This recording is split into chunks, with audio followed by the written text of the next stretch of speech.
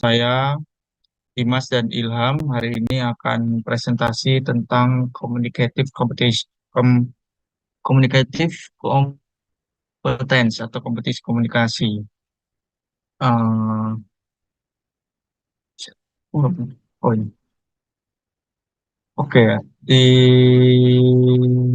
kompetensi komunikasi ini, di definisi pertama kami mengambil dari Speedfirst dan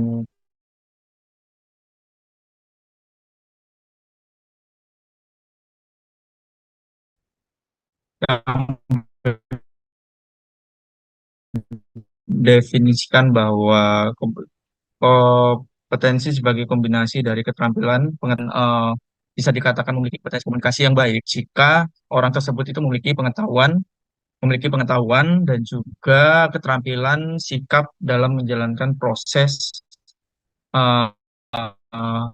menjalankan proses menyampaikan pesan baik secara verbal maupun non verbal sesuai dengan standar tertentu. Kami juga mengambil dari Del Himes ya, Himes, di mana eh communicative competence itu atau kompetensi komunikatif itu adalah kemampuan seseorang untuk menggunakan bahasa dengan efektif dalam dalam situasi komunikatif yang berbeda. Nah, Delme sendiri ini sebenarnya mengembangkan dari tanggapannya Chomsky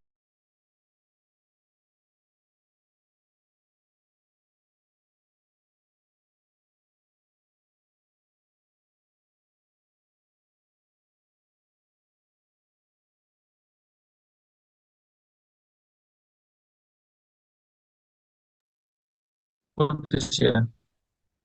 Oke, maaf terputus dari sini atau semuanya ya, Mbak?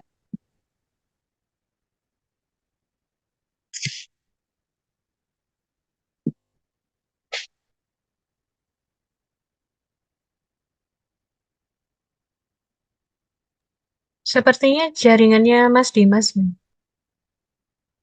Jaringan saya seperti apakah sebentar sebentar. Maaf.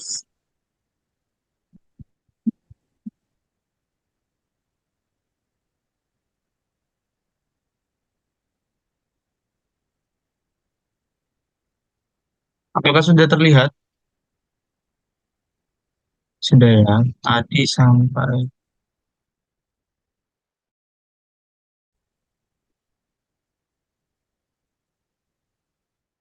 tadi ya. Delimias itu menyempurnakan uh, apa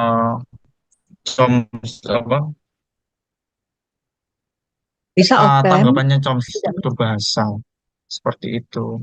Ada pendapat dari Ahmed dan Pawar bahwa tahun 2018 putus-putus ya, Mas? Halo, apakah terdengar? Terdengar tapi agak putus-putus. Jika putus-putus bisa dicoba off-cam. Tidak masalah sementara untuk off-cam.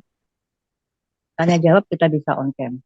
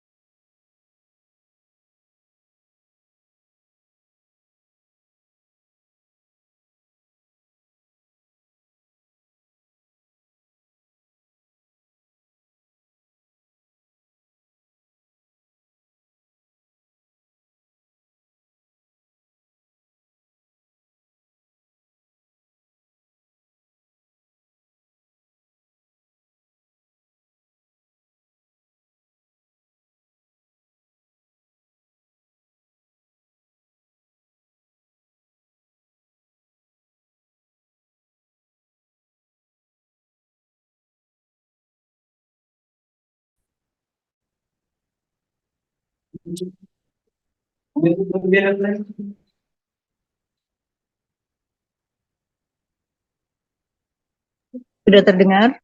Silakan dilanjutkan.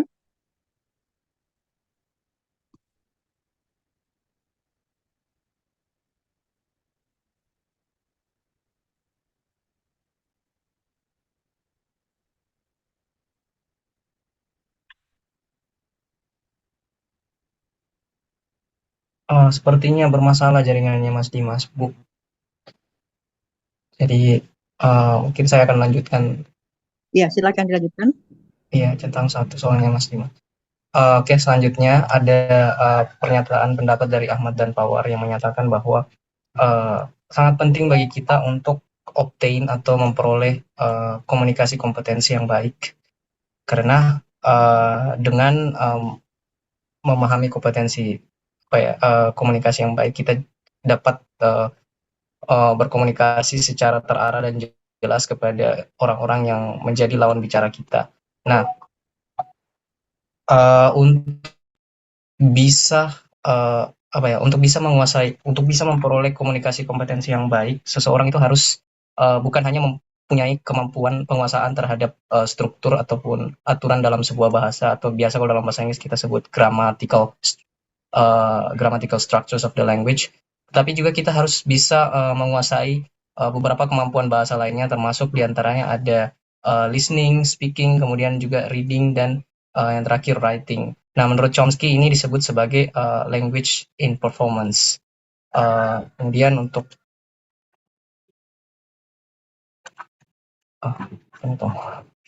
oke,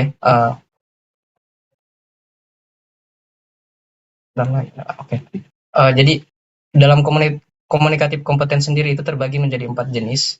Ada yang namanya grammatical competence, terus ada yang namanya sociolinguistic competence, terus discourse competence, dan yang terakhir ada strategic competence. Dalam grammatical competence sendiri itu adalah kompetensi kita dalam memahami sebuah aturan bahasa yang tertulis, seperti beberapa kayak kalau dalam bahasa Inggris itu ada yang disebut grammar, misal kayak sebuah kalimat itu pasti mengandung verb, subject, dan sebagainya. Nah, orang yang mempunyai grammatical competence ini, mereka dapat melihat dan mengamati kalimat yang benar sesuai dengan aturan bahasa tertentu. Kemudian ada sociolinguistic competence. Jadi sociolinguistic competence itu bagaimana seseorang bisa punya kemampuan berkomunikasi dengan mengaitkan konteks budaya yang ada di sekitarnya. Jadi ketika dia berkomunikasi, kemudian dia bisa mengaitkan antara kebudayaan yang ada, kebudayaan di mana tempat dia berkomunikasi itu disebut sebagai social linguistic competence. Sepertinya Mas Dimas sudah ada, mungkin Mas Dimas bisa melanjutkan, Mas.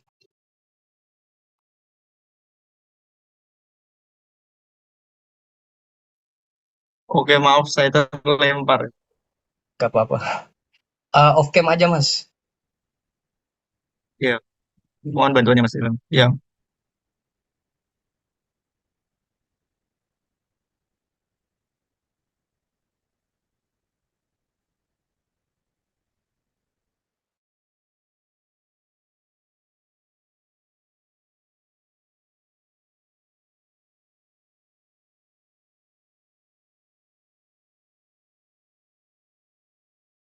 Oh,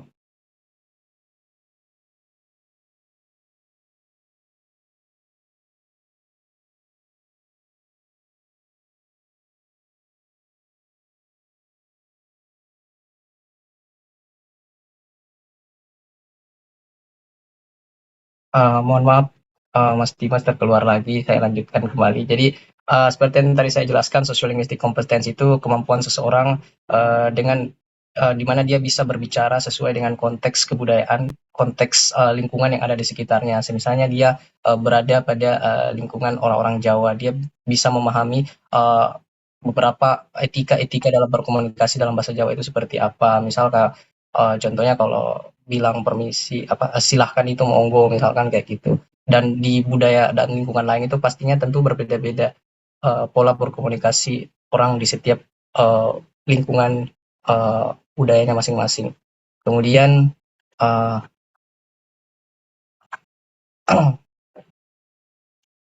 Bentar mem, agak nge-lag. Oke.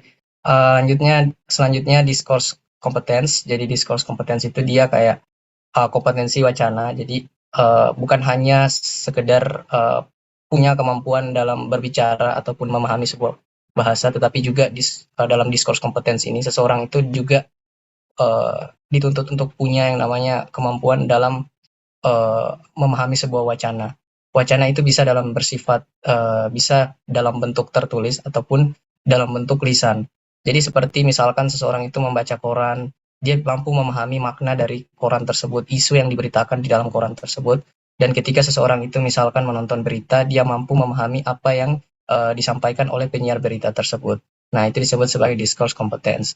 Kemudian selanjutnya ada strategi competence. Jadi strategi competence itu kemampuan seseorang dalam berkomunikasi secara efektif dalam situasi apapun. Jadi misalnya ketika dia dalam kondisi mendadak dan harus dipanggil menjadi seorang pemateri. Nah, di sini ketika dia mampu menguasai kemampuan tersebut dalam situasi apapun, nah itu disebut sebagai strategi competence. Kemudian selanjutnya how does communicative competence play a role in a various communicative context. Jadi gimana sih kompetensi komunikasi itu dapat berperan dalam beberapa konteks komunikasi. Jadi yang pertama itu ada formal dan informal.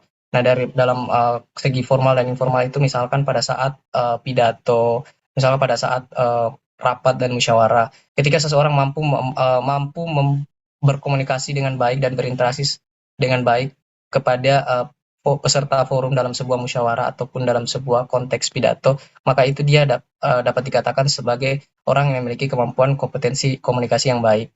Kemudian dalam intercultural communication, maksudnya di sini adalah komunikasi antar budaya. Ketika seseorang itu misal dihadapkan oleh situasi di mana dia harus berada pada lingkungan budaya yang berbeda. Misalkan ketika kita orang Indonesia misalkan memilih untuk melanjutkan pendidikan ke luar negeri. Ketika dia mampu berkomunikasi dengan baik kepada orang yang berbeda latar belakang budaya dengan dia, itu disebut sebagai intercultural communication competence. Kemudian melihat keadaan atau kondisional. Ketika dia bisa melihat kondisi yang ada di sekitar. Ketika misalkan dia berkomunikasi dengan orang yang lebih dewasa, lebih tua, dia akan menggunakan bahasa yang lebih baik dan lebih beretika ketimbang ketika dia berbicara dengan teman sebayanya seperti itu. Nah, itu disebut sebagai conditional. Kemudian apa sih dampak dari kompetensi komunikasi atau bahasa dalam social konteks atau kondisi sosial? Jadi ada penelitian yang dilakukan oleh Vitello dan Wilford, di mana mereka menginvestigasi atau meneliti terkait hubungan antara komunikatif competence dan juga social competence. Jadi ternyata berdasarkan hasil penelitian mereka, komunikatif dan social competence itu saling berhubungan satu sama lain, di mana sebenarnya siswa atau pelajar yang memiliki komunikatif competence yang baik itu lebih socially acceptable dibandingkan siswa yang cenderung kayak pendiam dan nggak punya komunikatif kompetensi yang baik. Jadi artinya di sini adalah komunikatif kompetensi itu berpengaruh terhadap social acceptance terhadap lingkungan dari pelajar-pelajar tersebut. These outcomes might indicate the social preference predict oral communicative competence. Sebaliknya, tadi seperti yang saya jelaskan, bahwa ternyata anak yang pelajar yang tidak mempunyai komunikasi kompetensi yang baik, itu cenderung akan susah untuk di-accept oleh lingkungan sekitarnya atau di kelas atau teman-teman sebayanya seperti itu. Jadi kesimpulannya adalah menurut von Groningen, Eren, dan juga Alsker tahun 2010 bahwa language competence itu pada dasarnya mempunyai hubungan yang sangat penting, mempunyai pengaruh yang sangat penting terhadap social acceptance atau penerimaan sosial. Terus apa sih benefit atau keuntungan ketika kita mempunyai high level of communicative competence atau mempunyai sebuah komunikasi kompetensi yang baik? Pertama, kita akan lebih memahami sebuah komunikasi yang beretika. Maksudnya di sini seperti ketika kita berbicara dengan orang yang lebih dewasa, kita akan menggunakan bahasa yang lebih sopan seperti itu. Kemudian interaksi kepada lawan bicara kita akan lebih jelas dan juga lebih terarah seperti itu. Jadi kayak ketika kita berkomunikasi dengan orang lain itu nggak kemana-mana gitu, arahnya jelas dan itu lebih sistematis. Kemudian make it easier for the person you are talking to understand what is being said. Kemudian itu akan memudahkan kepada lawan bicara kita untuk memahami apa yang sebenarnya kita sampaikan seperti itu.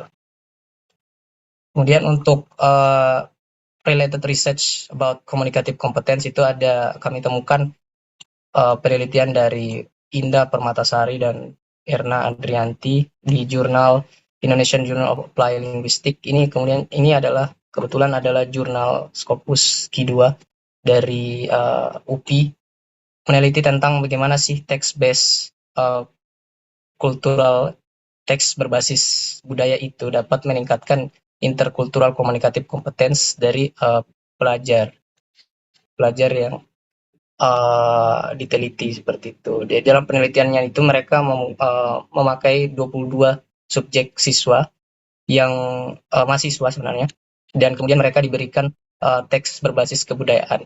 Dan kesimpulannya dari hasil penelitian ini terdapat yang namanya peningkatan kemampuan komunikasi interkultural komunikatif competence kepada siswa-siswa tersebut. Mengingat interkultural komunikatif competence ini seperti yang saya jelaskan sebelumnya itu juga cukup penting dalam agar seseorang itu bisa berkomunikasi dengan seseorang yang berbeda latar belakang dengan dirinya seperti itu. Jadi penelitian ini dilakukan untuk tujuannya adalah untuk bisa meningkatkan kemampuan interkultural komunikatif competence bagi ke-22 mahasiswa yang diteliti dalam penelitian ini. Mungkin itu saja yang bisa kami sampaikan dalam presentasi kami. Berikut referensi kami. Selanjutnya kami buka sesi tanya jawab dan kami kembalikan kepada ke Bu dosen. Oke, terima kasih. Maaf sementara belum on cam ya, karena masih mengisi baterai. Kita lanjutkan ke presenter berikutnya, grup berikutnya. Setelah itu baru kita buka sesi tanya jawab. Gitu ya? Iya. Sementara pertanyaannya boleh disiapkan. Silakan kelompok berikutnya. Mas Ilham bisa stop share dulu.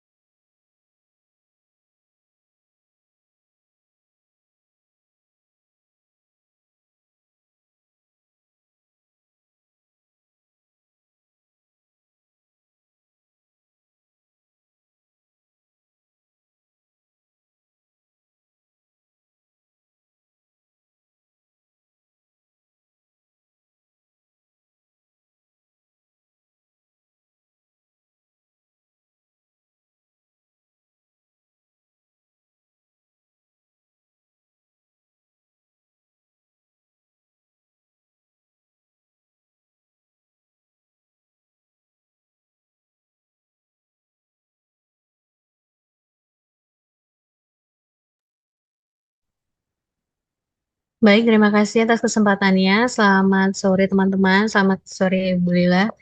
Hari ini kelompok kami adalah kelompok terakhir yang akan mempresentasikan tentang social context of SLA atau Second Language Acquisition. Oke. Dalam pembelajaran bahasa kedua, mohon maaf kalau agak berisik. Oke, dalam pembelajaran bahasa kedua terkadang muncul pertanyaan, kenapa beberapa pembelajar atau learners itu bisa lebih sukses daripada yang lainnya. Ya, jadi untuk presentasi kali ini kami akan membahas tentang dua konteks yang mempengaruhi pembelajaran bahasa. Yang pertama adalah microsocial dan yang kedua adalah macrosocial. Mikrososial di sini berfokus kepada efek potensial dari lingkungan sekitar yang berbeda-beda. Sedangkan pada makrososial sendiri berfokus kepada lingkungan yang lebih luas lagi, seperti budaya, politik, dan lingkungan pendidikan tersebut. Kemudian yang pertama bahasan kita adalah tentang microsocial focus dulu. Ada 3 bahasan dalam microsocial focus. Yang pertama adalah variasi dalam bahasa si pembelajar sendiri. Yang kedua ada input and interactions, dan yang terakhir adalah interaction as the genesis of language. Jadi interaksi sebagai permulaan sebuah bahasa. Oke, yang pertama tentang variasi dulu. Dari variasi ini muncul karena adanya perubahan pada apa yang pembelajar ketahui dan apa yang bisa mereka hasilkan, yang secara bertahap nantinya akan membuat level kemampuan bahasa mereka itu ikut meningkat. Labov sendiri menyatakan bahwa ketidakaturan yang tidak sistematis, jadi unsystematic irregularity itu dalam produksi bahasa bisa terlihat pada pola-pola umum dan bisa diprediksi ketika diperlakukan sebagai karakteristik variabel atau variable features. Nah, variable features sendiri itu terjadi karena ketika si native atau penutur asli dari pembelajar bahasa ini itu sangat tergantung pada konteks komunikatif. Di sini konteks yang dimaksud adalah adanya konteks bahasa atau linguistic konteks, ada psychological konteks atau konteks psikologi, dan yang terakhir ada konteks mikrososial. Oke, untuk memperjelas dimension itu, saya akan mencoba memberikan penjelasan lagi. Konteks dimension ini jadi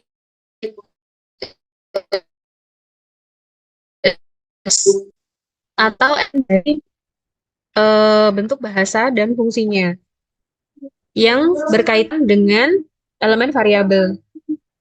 Maksudnya begini, misalkan ada phonological variable, kita kan belajar banyak linguistic konteks sih, ada vocabulary, ada phonology, ada grammatical dan lain-lain. Nah, dari phonological sendiri saya kasih contoh seperti ini. Misal ring kan, nah ketika bervariasi, eng ini juga bisa dibaca menjadi n. Misalkan dalam kata I'm working itu bisa dibaca belakangnya menjadi n. I'm working gitu ya dalam progressive form-nya.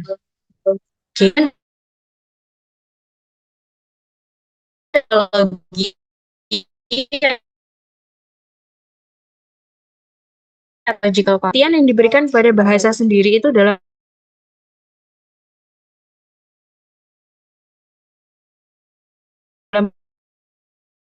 produknya. Artinya adanya kontekstual tugas-tugas tertentu. Misalkan dalam konteks formal dan informal. Dalam formal converse writing, kita dituntut untuk menggunakan grammatical yang sempurna. Misalkan, that is a big book, dengan auxiliary begitu ya. Tapi kalau misalkan conversations, kita bisa menghilangkan auxiliary itu menjadi that a big book. Atau mungkin bisa dikontraksikan, misalkan that is menjadi that's a big book. Bisa seperti itu. Kemudian dalam konteks mikrososial sendiri, ciri-ciri setting atau situasi dan interaksi itu kan communicative event. Jadi ada event-event komunikatif sendiri di mana bahasa itu dihasilkan, kemudian diinterpretasikan dan dinegosiasikan. Jadi hampir mirip seperti psychological context tadi ya, kita juga harus memperhatikan situations dan interaksinya sendiri. Misalkan ketika kita dalam keadaan formal, kita juga harus menyesuaikan diri, level of formality, kemudian hubungan kita dengan partisipannya sendiri. Misalkan apakah hubungan kita itu teman dekat, atau mungkin hubungannya formal seperti guru dan murid, atau atasan dan bawahan. Kemudian juga kita harus memperhatikan tentang apakah conversation itu terjadi di publik atau secara tertutup, misalkan public conversations atau intimate conversations. Ada satu teori yang mengeklaim bahwa sebuah tingkat variabilitas itu tidak dapat dijelaskan oleh pengaruh dari dunia luar, karena beberapa variabel itu bersifat intrinsik. Ya, jadi di sini bersifat intrinsik dan merupakan pusat dari sistem dinamis yang bisa mengatur sendiri atau self-organizing dynamic system. Nah, teori ini disebut sebagai complexity theory, dijelaskan oleh Versburg, Lowy, dan Van Dijk. Jadi kesimpulannya di sini adalah dari perspektif bahasa dan psikologi sendiri, variasi ini ada pada pembelajar bahasa. Terjadi sebagaimana kompetensi mereka meningkat dan berkembang dari masa ke masa.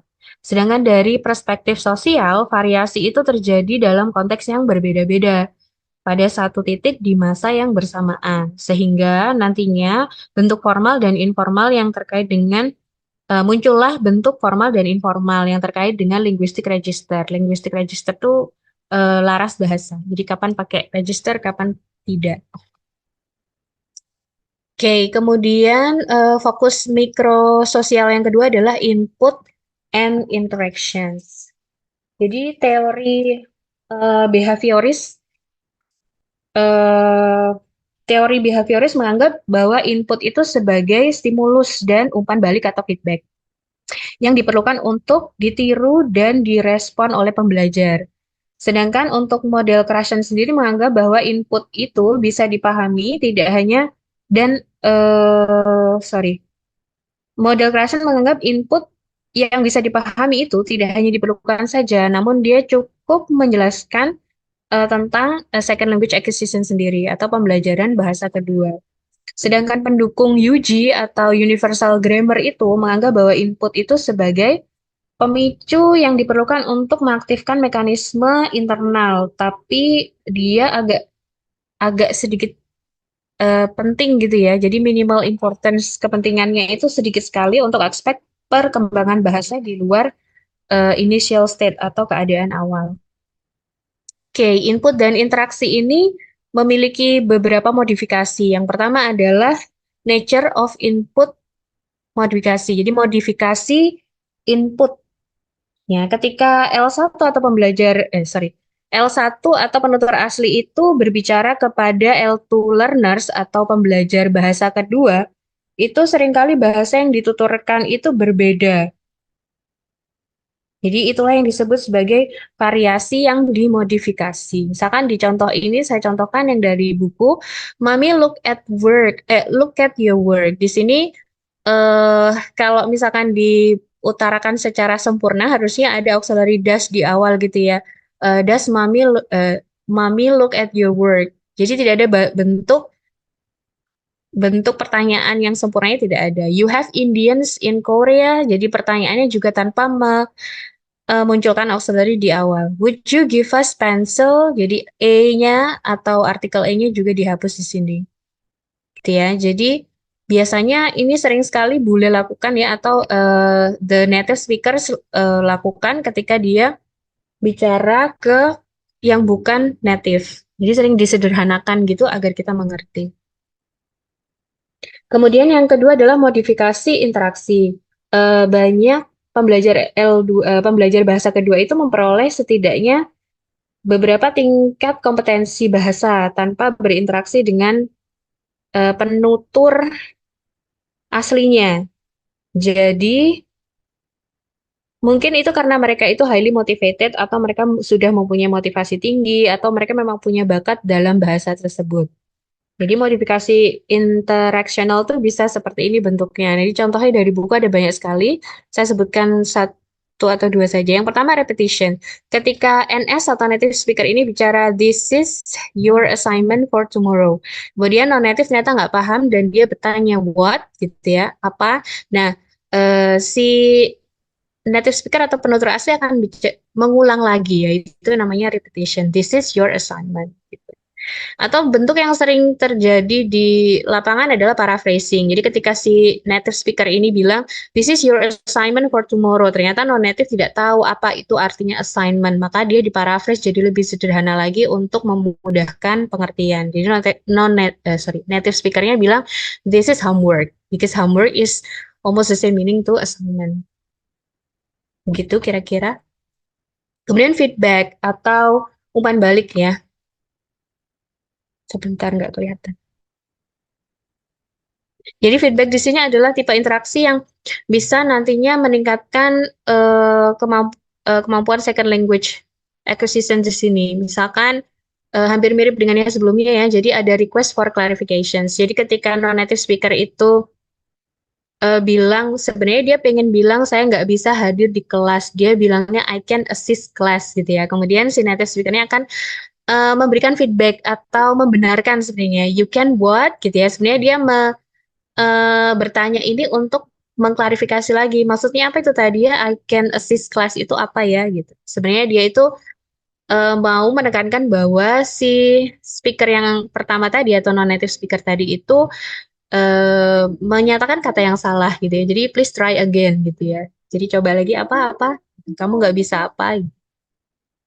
Atau bisa menggunakan rising intonation questions. Jadi non-native bilang John go to town yesterday. Jadi go di sini verb 2-nya jadi goet gitu ya guys.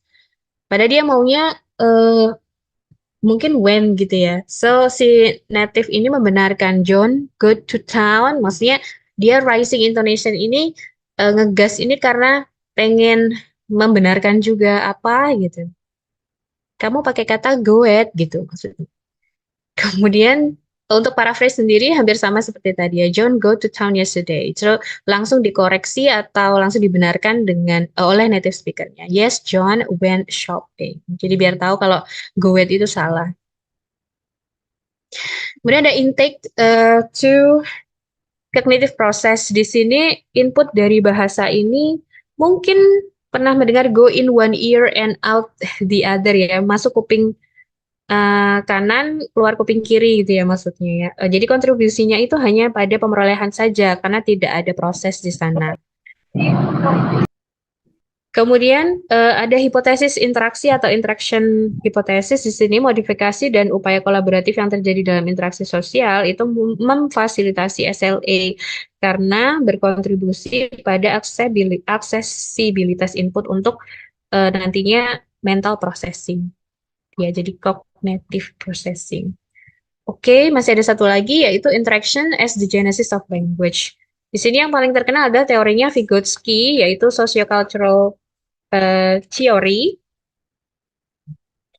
Di sini interaksi itu tidak hanya memfasilitasi pembelajaran bahasa, tapi juga menjadi causative force, jadi kekuatan penyebab dari acquisition itu sendiri.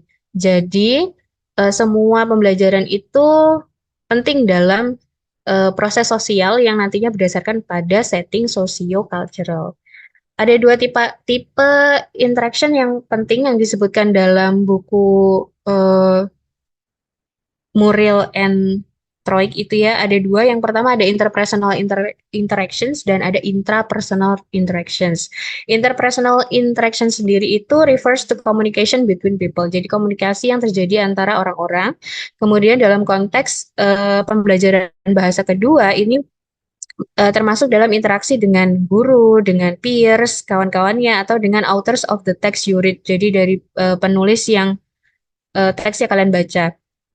Kemudian interaksi ini bisa menyediakan scaffolding atau bantuan yang penting ketika seseorang dengan pengetahuan yang lebih itu nantinya akan membantu teman-teman lainnya yang tidak tahu.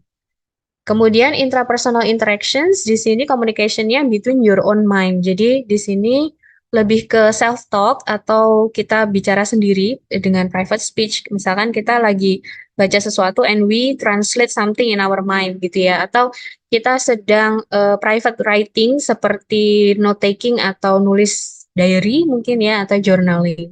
Nulis status juga bisa ya bisanya ini.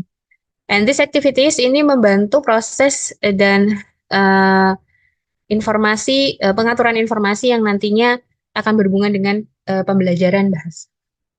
Oke, sekian dari saya dan akan dilanjutkan oleh partner saya yaitu Saudari Jihan. Silakan Mbak Jihan. Bisa next, Mbak. Oke, yang selanjutnya adalah macrosocial focus atau macrosocial factors. Next, Mbak Rahma.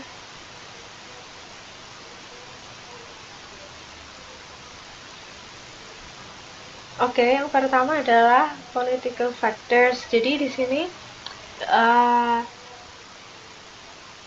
uh, kayak L2 itu punya peranan apa sih di dalam faktor politik. Yang pertama adalah single language countries like the USA puts a lot of emphasis on its citizens and immigrants to master English as their L2. Jadi kalau uh, kasusnya di sini adalah bahasa Inggris itu digunakan oleh negara dengan apa ya, kayak satu bahasa gitu ya, seperti di AS sebagai bahasa nasionalnya. Nah, orang-orang yang datang ke sana itu khususnya imigran ya, diwajibkan untuk mempelajari bahasa Inggris sebagai L2-nya baik di lingkungan pendidikan atau di lingkungan sehari-hari. Nah, bahasa lain selain bahasa Inggris dianggap sebagai simbol ancaman dan separatisme. Bahkan nanti kalau kita menggunakan L1 kita sebagai imigran itu dinilai nanti tidak patriotik atau un-American. Lalu yang lainnya, second language also turn to national language due to the influence of conquest and colonialism.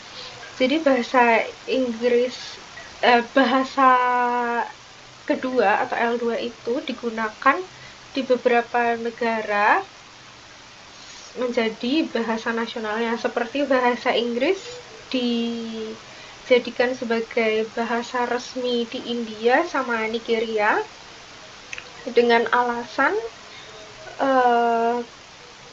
Nigeria sama India itu diinvasi sama Inggris, dan karena bahasa Inggris itu lama-lama sudah digunakan secara massal, secara luas dan punya akses yang lebih luas, jadinya mereka meresmikan bahasa Inggris.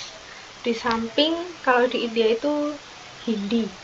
Lalu yang kedua, bahasa bangsa Norman itu menaklukkan Inggris dan membawa bahasa Prancis sebagai bahasa mereka. Lalu si bahasa Prancis ini jadi diserap oleh bahasa Inggris dan kosakatanya itu jadi kayak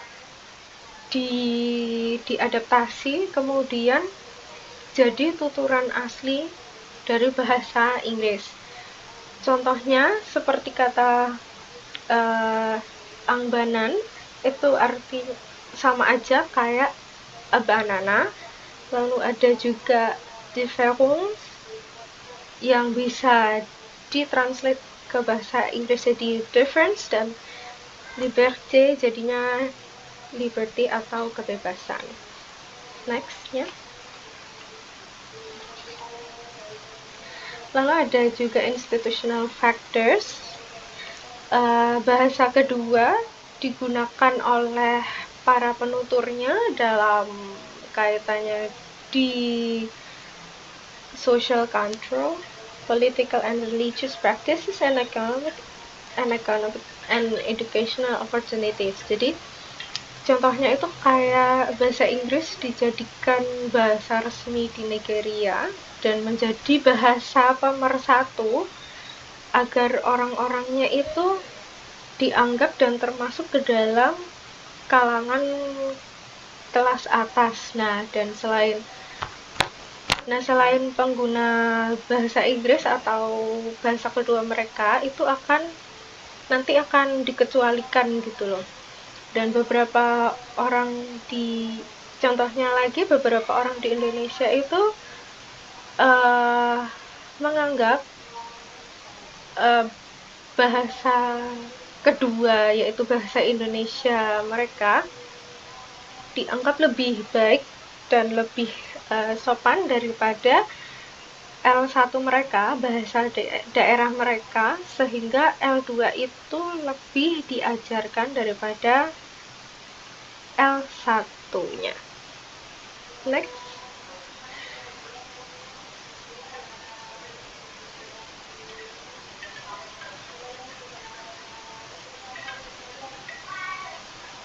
Jadi yang selanjutnya identity and boundary factors itu identity and boundaries, especially in the field of linguistics, are important to unite speaker of the same language. And tadi kebalik, sorry. Jadi penjelasan saya yang sebelumnya itu adalah yang identity. Nah, yang selanjutnya Mbak Rahma bisa balik ke sebelumnya. Nah, institutional factors. Kalau yang ini penjelasannya adalah contohnya di beberapa pidato dalam rangka pemilu di Amerika Serikat mulai menggunakan bahasa kedua, yaitu bahasa Spanish, dengan alasan mereka itu mau menggait pemilih mereka yang merupakan bahasa L1-nya adalah bahasa Spanyol, yang di beberapa daerah itu masif, dan sehingga mereka tuh punya pemilih suara yang banyak, dan menunjukkan kepedulian dari calon kandidat tersebut terhadap imigran dengan bahasa pertama mereka bahasa Spanyol. Lalu yang lainnya ada peraturan yang mewajibkan calon mahasiswa itu memiliki kemampuan bahasa Inggris yang ditunjukkan dengan sertifikat bahasa seperti TOEFL atau IELTS. Nah, karena alasan tersebut, jadinya hanya orang-orang dengan kemampuan bahasa Inggris yang sudah tingkat lanjut dan fasih dan memiliki sertifikat tersebut yang bisa masuk ke universitas. Nah, tes tersebut juga tentunya cukup menguras kantong ya, sehingga mahasiswa dari kalangan ekonomi yang lebih rendah itu belum tentu punya kemampuan untuk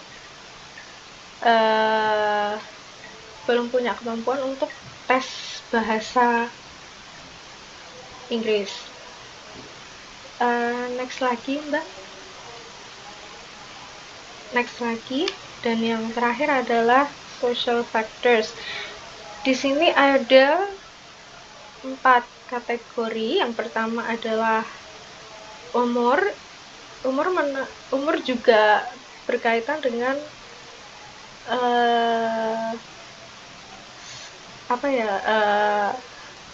acquiring second language. Jadi yang pertama, umur. Young learner are more likely easier to recognize and learn new language atau L2. Jadi anak kecil itu lebih memiliki kemampuan untuk belajar bahasa kedua daripada orang dewasa, karena perkembangan otak yang dimiliki anak kecil itu lebih pesat daripada nanti ketika dewasa atau daripada orang dewasa. Dengan catatan yang learner tersebut harus sudah mengerti secara keseluruhan bahasa pertamanya. Lalu yang kedua ada educational level. Young learners comprehend new language better with prior language education. Jadi seorang young learner itu akan mengerti L2 dengan lebih baik ketika mereka sudah mendapatkan pendidikan bahasa L2 lebih dulu daripada mereka yang ketika di sekolah itu langsung mempelajari L2 tanpa ada pendidikan L2 sebelumnya. Lalu yang selanjutnya, next, itu ada jenis kelamin. Jadi jenis kelamin itu menentukan kemampuan seseorang untuk mempelajari L2. Men have more access to acquire second language than women because of different responsibility. Jadi contohnya di sini ada anak kecil yang memiliki yang lebih mengerti second language-nya bahasa Inggris dengan first language-nya adalah Spanish, karena si yang learner tersebut lebih sering terpapar dan bermain dengan anak yang di sekolahnya itu belajar bahasa Inggris sebagai second language-nya. Nah, sementara dengan yang perempuan itu mereka tidak memiliki akses terhadap second language sebebas yang laki-laki, karena mereka itu harus berada di rumah untuk membantu pekerjaan rumah dan mengurus adik-adiknya yang masih kecil. Nah, yang keempat adalah ethnicity. Individuals who see themselves to have similarity are more likely to interact and learn second language. Jadi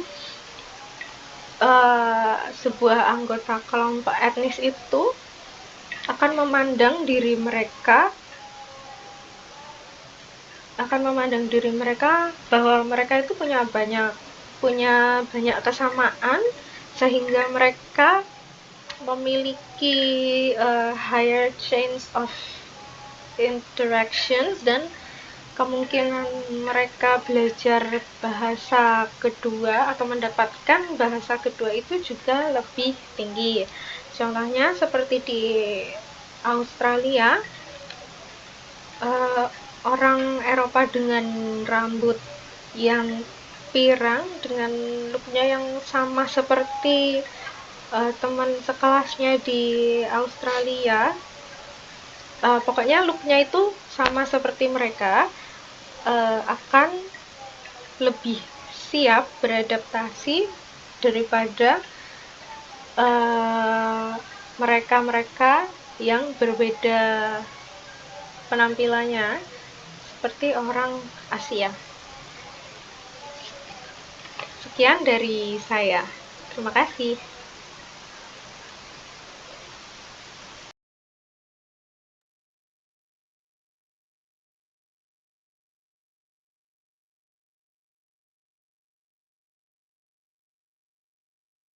Oke, thank you all. Terima kasih atas pemaparan kedua kelompok tersebut. It's very interesting, menarik ya. Nah, sekarang kita membuka ke sesi tanya jawab, tapi sebelumnya kita highlight untuk kelompok pertama dan kedua. Untuk yang pertama, communicative competence atau kompetensi komunikatif, gitu ya. Kompetensi komunikatif. Tadi sudah dipaparkan dengan panjang dan lebar tentang apa sih yang dimaksud dengan komunikasi komunikatif. Communicative competence, ada beberapa nama yang disebutkan di sana. Yang pertama Delheims ya. Delham di sini satu tokoh yang mencanangkan atau yang katakanlah memprakarsai tentang istilah tersebut. Kemudian dari pemaparan Delham tersebut, kalau kita melihat secara rincian historis, kemudian kita tarik ke keilmuan bahasa atau linguistik, tadi disebutkan nama Chomsky juga. Dari pemaparan Delham, itu ada istilah yang disebut dengan akronim speaking. Speaking, pernah mendengar akronim Delham tentang speaking? Setting, participant, belum pernah. Sangat terkenal ya. Belum Sangat pernah. terkenal baik di bidang bahasa, terutama desain. Nah, ide dari Delham sampai sekarang masih diakui ya, walaupun kalau kita melihat tahunnya cukup klasik, some say old, but now is still being used. Sampai sekarang masih digunakan, baik di ilmu bahasa maupun di ilmu sosial, terutama ilmu komunikasi. Speaking is the abbreviation of setting, participant. Lu pernah? Bisa dicek di Google. You can do googling. What is Delhaims and speaking? Itu makna dari speaking. Apa sih yang dimaksud dengan komunikasi? Satu penelitian menunjukkan yang dimaksud dengan proses komunikasi ada yang namanya speaker, kemudian ada yang namanya listener, gitu kan ya. Ada beberapa istilah tertentu, tapi secara intinya pembicara, penutur, dan petutur, begitu kan ya. Nah, dalam proses tersebut, katakanlah pada saat teman Anda memberikan info tentang topik tersebut, yang lainnya sebagai petutur. Benar kok? Benar. Gitu kan ya, penutur dan petutur. Satu penelitian menunjukkan prosentasi petutur lebih besar dibandingkan penutur. Do you believe it?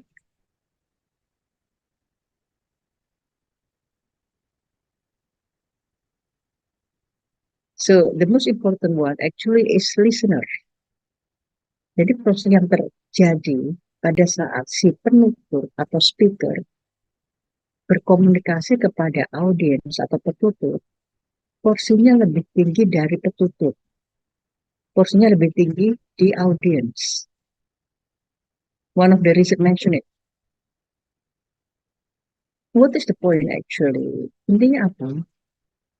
Bagaimana pesan tersebut atau message tersebut disampaikan kepada audiens. Misalnya tadi ya, dan audiens tersebut bisa menerima secara utuh.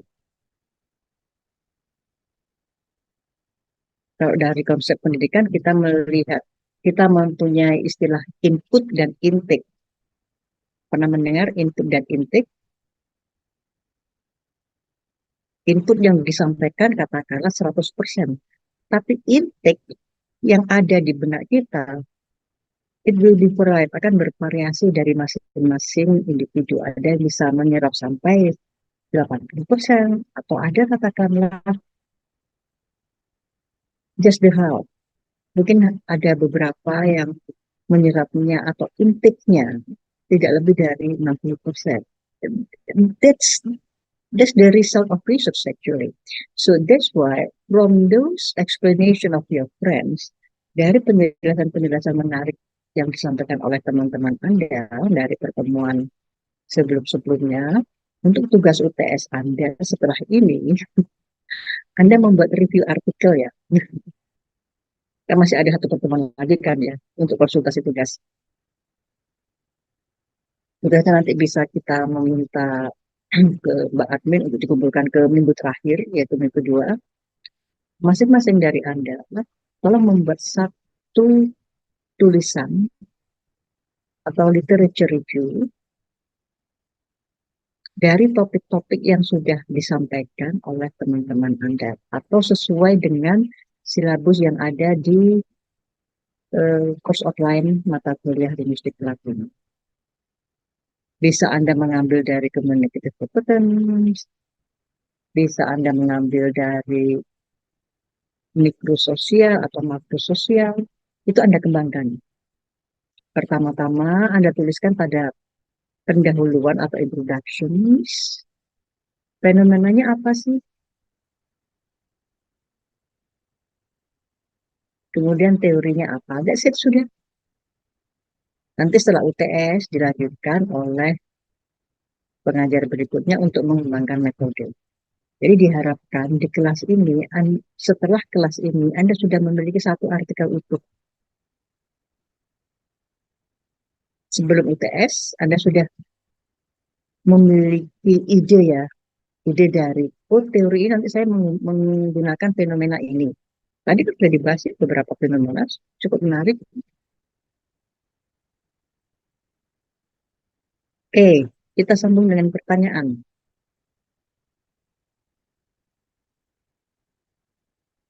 Atau sudah buru-buru ngabuburit mencari takjil? Enggak, Mem, saya ada pertanyaan, Mem.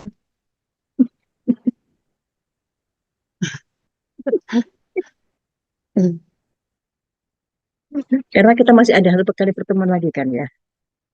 Sebentar, let me check it first. Minggu lalu kan belum belum ada pengganti untuk yang minggu lalu. Oke, by the way, ngomong-ngomong untuk penggantinya tetap hari Senin, bagaimana?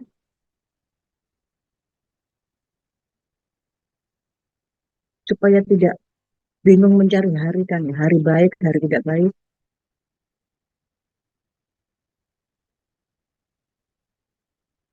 Silakan. Kalau yang mencari takjil juga silakan. Silakan leave. That's fine. Ya karena memang Ramadan ya. Tadi yang di kelas pagi juga kita semua buru-buru. Karena memang ada diskon untuk jamnya. Mem,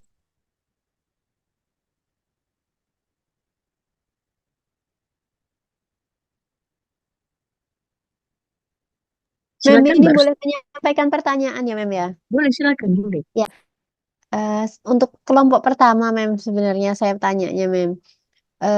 Begini, untuk tadi kan communicative competence dan dibahas itu communicative competence ini meliputi secara oral dan juga secara tertulis. Nah, pada faktanya itu ada beberapa orang yang memang dia communicative competence-nya itu menonjol di oral saja atau menonjol dengan cara tertulis seperti itu. Karena memang kan ada orang yang tipenya introvert, jadi dia lebih bisa berkomunikasi melalui tulisan. Nah, bagaimana kemudian yang mau saya tanyakan ini sebagai pengajar, apalagi Mas Dimas ini kan sudah pengajar. Nah, ini bagaimana cara guru untuk memaksimalkan masing-masing communicative competence pada siswanya, seperti itu, Mem.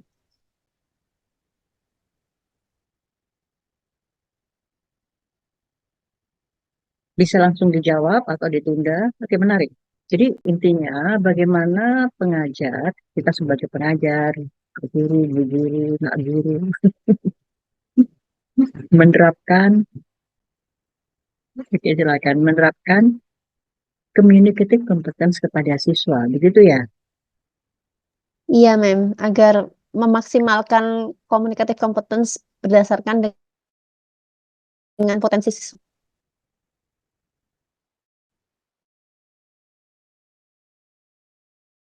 Pendekatan. Ini kan satu pendekatan ya. This is pendekatan itu merupakan sudut pandang atau point of view. Dan linguistik terapan atau applied linguistik di mana